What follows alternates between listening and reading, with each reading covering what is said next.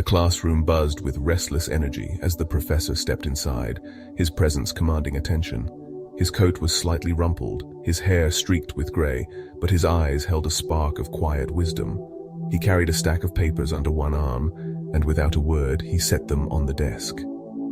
The students, caught off guard, exchanged glances. The air grew heavy with anticipation as he announced a surprise test. No one had prepared. No one knew what to expect. The professor's calm demeanor only deepened their unease. He handed out the papers, one to each student, and instructed them to write about what they saw. The students flipped over their sheets, expecting a barrage of questions or complex problems. Instead, they found something startlingly simple: a single black dot in the center of an otherwise blank page. Confusion rippled through the room. Some stared at the dot, puzzled, while others scribbled furiously, trying to make sense of the task. The professor sat at the front, observing, his hands folded, his expression unreadable. The students' pens moved across their papers, some writing long paragraphs, others jotting down brief descriptions.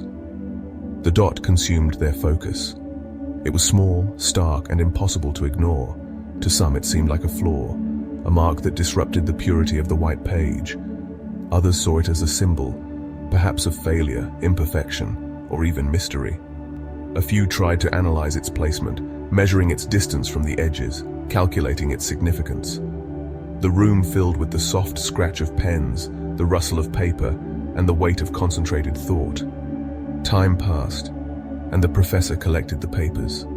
He leafed through them slowly, his face betraying no judgment. When he finished, he stood and addressed the room. His words were measured, deliberate. He noted that every single response described the black dot, its size, its shape, its position. Some had spun elaborate theories about its meaning, others had simply catalogued its features, but not one student had written about the white paper surrounding it.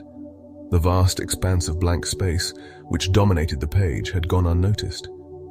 The professor paused, letting the observation settle. The students shifted in their seats, a dawning realization creeping in. He explained that the test wasn't about the dot at all. It was about perspective. The black dot, small as it was, had captured their entire attention, while the white paper, clean, open, full of possibility, had been ignored. Life, he said, was much like that page. It was filled with moments of beauty, kindness, and quiet joy, yet people often fixated on the small, dark spots. A missed opportunity, a financial strain, a moment of pain. He spoke of how the mind naturally gravitated toward problems, how it magnified flaws and overlooked blessings. A single harsh word could overshadow a day filled with warmth. A minor setback could eclipse weeks of progress. The students listened, their earlier confusion giving way to introspection. The professor's voice softened as he described the countless gifts that filled life's white spaces. The warmth of sunlight on skin, the comfort of a familiar song, the fleeting smile of a stranger.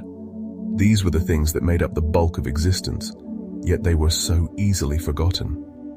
The lesson struck deep. One student thought of the morning spent rushing through breakfast, never pausing to savor the taste of fresh bread or the quiet of dawn.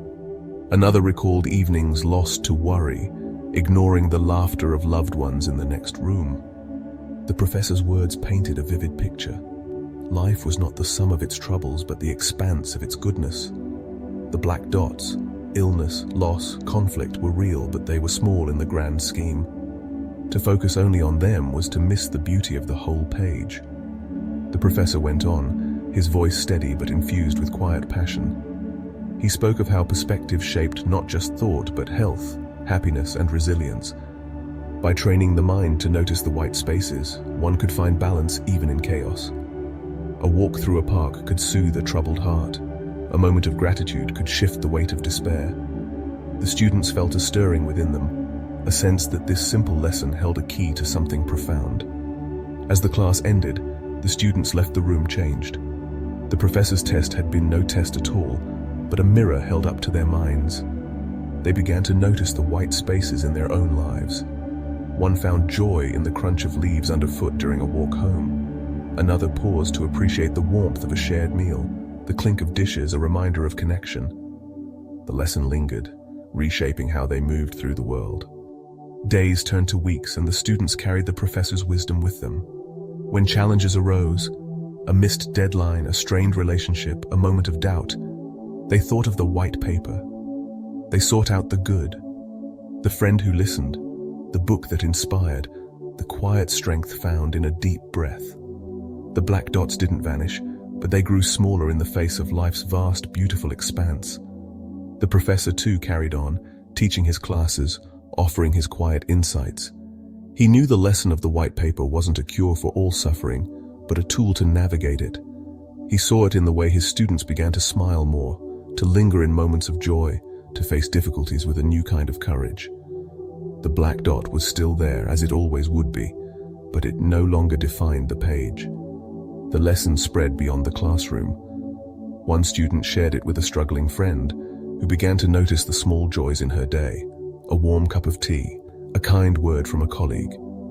Another wrote about it in a journal, reflecting on how gratitude had eased the ache of loneliness. The idea took root, quietly transforming lives. It wasn't about ignoring pain, but about seeing the whole picture, about choosing to dwell in the light rather than the shadow. Years later, the students, now scattered across the world, still carried the lesson of the white paper. In moments of hardship, they remembered the professor's words and looked for the good. A mother found solace in her child's laughter amidst a stressful day. A worker paused to feel the breeze during a long commute. An artist, facing doubt, saw beauty in the blank canvas before her. The black dots remained, but they no longer held power over the whole. The professor's simple test had become a guiding light, a reminder that life's beauty far outweighed its flaws. By choosing to see the white paper, they found not just happiness but strength, not just peace but purpose. The world, with all its imperfections, was still a place of wonder, and they had learned to live in its light.